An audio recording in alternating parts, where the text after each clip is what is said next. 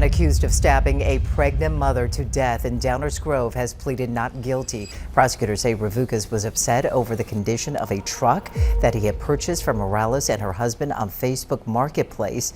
You're going to look at a phone screen today, probably more than once. And at some point, you're going to message a stranger about a sofa, a dirt bike, or a used car, and you're going to agree to meet them somewhere. Most of the time, nothing happens. You hand over the cash, you load the thing into your boot, you drive home.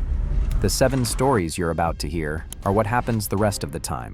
These are real cases, sourced from court records, police press conferences, and federal sentencing memos. It will get worse as we go. Viewer discretion is highly advised. We'll begin in a quiet apartment in Downers Grove, Illinois.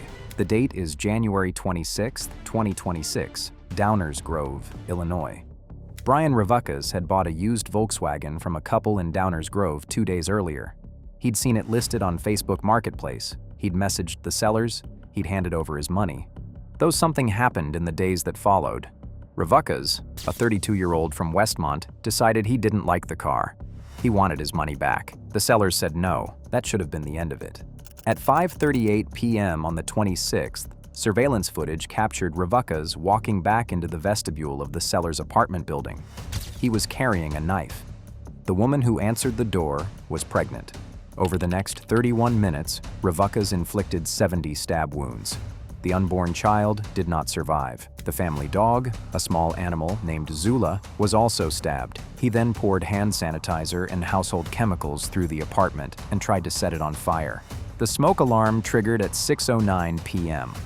That's how the police were called. When officers arrested him, his body cam footage shows him calm. At one point, in the back of the squad car, he tries to nap. The dog survived. She is the only witness, in the ordinary sense of the word, to what happened in that apartment. The DuPage County State's Attorney's Office filed charges including first-degree murder and intentional homicide of an unborn child.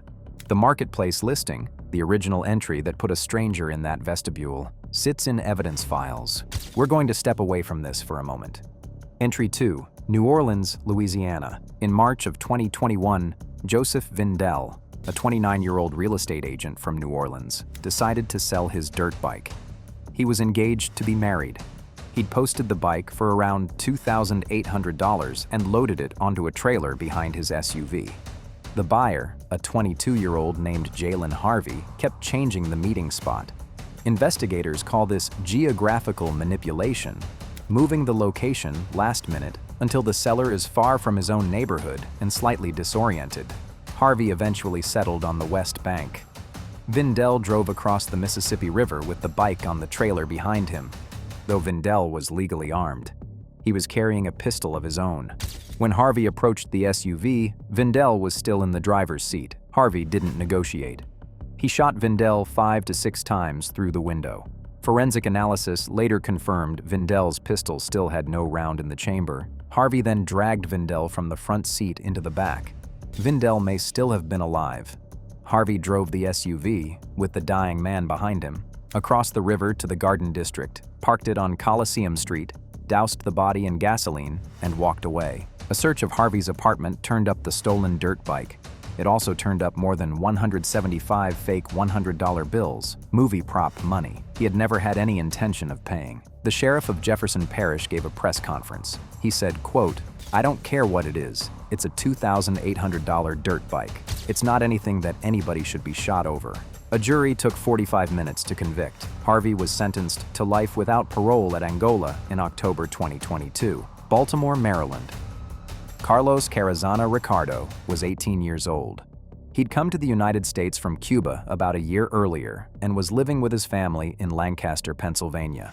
He was trying to buy his first car. A 2006 Acura TL had appeared on Facebook Marketplace. The seller was in Baltimore, about 80 miles south. Carlos and a friend made the drive on November 26, 2023, and arrived in the Mosher neighborhood on Harlem Avenue. The car was not what the photos had shown. Carlos politely declined. He told the seller, an 18-year-old named Marcus Harris, that he wasn't going to buy it. He and his friend got back into their own vehicle and started to drive away. That's when Harris produced a handgun and opened fire. A bullet struck Carlos in the head as the car accelerated. The vehicle crashed several blocks away. Paramedics rushed him to the shock trauma center. He didn't survive. The phone number Carlos had been messaging was tied to Harris's mobile device. When the police raided his home, they found the handgun. Shell casings recovered from Harlem Avenue matched. Harris was found guilty in September 2024 of first-degree murder. Carlos had reviewed Harris's Facebook profile before he made the trip. There was nothing on it that looked unusual. He drove 80 miles to look at a car. He said no to a bad deal. That was the offense. Auckland, New Zealand. In December 2025, in a quiet residential pocket of Auckland called Wesley, a man arranged to meet two strangers on Holdsworth Avenue. He'd seen a vehicle listed on Marketplace at a quite attractive price, the kind of price that says, "Cash today, no questions." The seller had asked him to come at night. He went anyway. He was carrying cash. When he arrived, a 32-year-old man and a 35-year-old woman were waiting on the street. There was no car for sale. They beat him in front of the address, took the cash he'd brought, and then, instead of leaving, they forced him into their own vehicle. What followed is a category of crime that detectives in several countries now have a name for. They call it express kidnapping. A buyer who comes to a marketplace meetup has more than the cash in his pocket. He has a daily ATM withdrawal limit. So they kept him. They drove him to an ATM and forced him to withdraw the maximum. Then they drove him to a second ATM and made him do it again. Once they'd drained what they could, they pushed him out of the car and left. Officers found the abandoned getaway vehicle on Emily Place at 11:40 p.m. CCTV and a police K-9 unit tracked the suspects to a nearby hotel. When they refused to come out, an officer deployed a taser. The pair were charged with assault, kidnapping, and theft. The man survived, though he spent close to an hour by the police timeline in the back of a moving vehicle, knowing his life was tied to the daily limit on his bank account. Baton Rouge, Louisiana. This one ends differently. Two people walked into a marketplace ambush in Baton Rouge in July 2024. Neither of them was the victim. Two local residents had listed a dirt bike for sale. At about 6:30 p.m. on the 22nd, they arrived on Cathedral Drive with the bike strapped to a trailer. An 18-year-old named Markle Burris Jr. was waiting to buy it. He started asking strange questions. According to the arrest warrant, he asked the same things twice in odd phrasings. He pretended to take phone calls, telling whoever was supposedly on the line that a friend was on the way with the cash. The seller stood there politely. This was the trick. Burris was stalling. A few minutes in, his accomplice, a 22-year-old named Malik Etienne, emerged from a nearby property with a pistol. Etienne pointed the gun at the sellers and ordered them to unfasten the bike. Burris jumped on. Etienne climbed on behind him. Then they tried to start it. The bike wouldn't start. Etienne, panicking, started shouting at the sellers, telling them to fix it, threatening to snuff them out if they didn't. One of the sellers was carrying a legally concealed firearm. He drew it and fired. Etienne went down on the pavement. Burris abandoned him on the spot and fled on foot. When investigators ran a background check on Burris, they discovered he had an active warrant for an almost identical marketplace dirt bike robbery. Same script, same stalling tactic, from December the previous year. Under Louisiana's felony murder rule, when an accomplice dies during the commission of a planned felony, the surviving co-conspirator is charged for the death. Burris was booked on second-degree murder. The seller who fired was not charged. The dirt bike, the one that wouldn't start, sits in evidence. If the engine had turned over the first time, both sellers would likely have been shot in the back as the bike pulled away. Enola, Pennsylvania. This one is different. In a basement in Enola, Pennsylvania, on July 8, 2022, a woman went to her estranged husband's house to collect some of her belongings. The basement smelled of something biological. Sat on the concrete were several 5-gallon plastic buckets with the lids sealed down. She opened them. Inside were human organs, skin, pieces of bodies. She closed the lids and called the police. Her husband's name was Jeremy Pauley. He was a man who collected oddities, the term used in the federal sentencing memo. And what investigators would uncover was a Facebook marketplace network for the trafficking of human remains. Pauley was the broker. He bought stolen body parts from two main suppliers.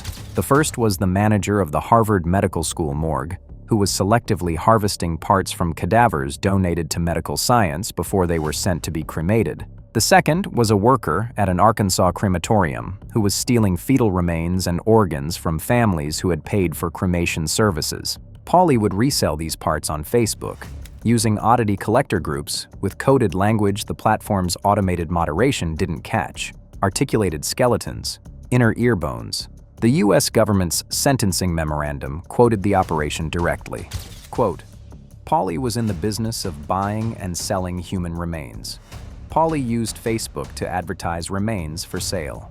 The total he paid his suppliers over several years was at least $119,000. Investigators traced 15 packages of human remains shipped through the regular United States Postal Service, standard cardboard boxes. Paulie was sentenced to 72 months in federal prison in December 2025. The families of the people who had donated their bodies to Harvard, people who believed their final act would help train doctors, filed a class action lawsuit. Many of them found out what had happened to their loved ones from the news. Indianapolis, Indiana. We end in a parking lot in Indianapolis in the summer of 2020. The same parking lot, 4 times, over 9 days. July 19th. A father and his 15-year-old son drove to the apartment complex to buy an iPhone 11 they'd seen listed online. The seller's username was Man with a Plan. 2 men approached the car. They produced pistols. Then they pistol-whipped the boy in the face, took the cash, and stole his Air Jordans off his feet. July 20th. The same listing pulled in a mother with her 2 young children. One of the men, later identified as 22-year-old Angel Montano, pressed the muzzle of a loaded handgun against her thigh with her children in the back seat watching and robbed her. July 22nd, a 3rd buyer. July 28th, 2 brothers. They'd come to buy 2 iPhones for $1,400 in cash. The buyer's brother was Terrence Deshaun Winston Campbell, 23 years old. Something about the parking lot felt wrong, and the brothers tried to drive away. Montano blocked the exit with his own vehicle and fired into the car. Terrence didn't survive. The mastermind was 29-year-old Demetrius Campbell.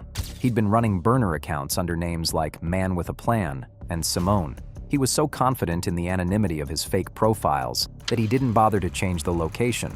The same parking lot, 4 times. Federal investigators got the IP addresses. They got the device identifiers. They got cell tower pings, placing both men at the apartment complex during all 4 robberies.